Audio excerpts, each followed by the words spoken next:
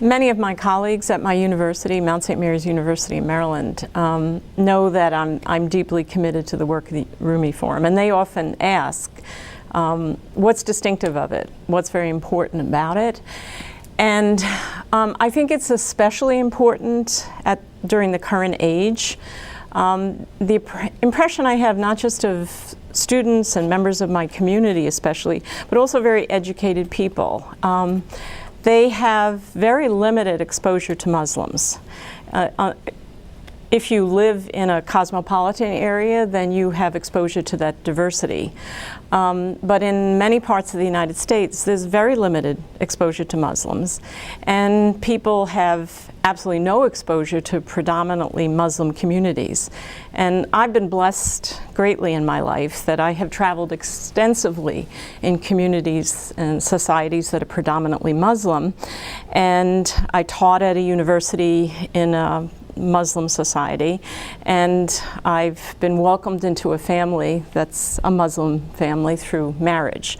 And my life has been tremendously enriched by this. But what strikes me is the highly distorted, tremendously biased, negative view that most Americans have. And this is even found among educated persons concerning Islam.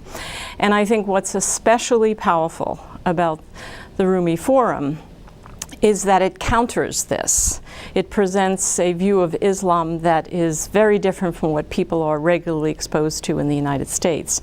And it does this not through writings or lectures, but it does it through face-to-face encounters.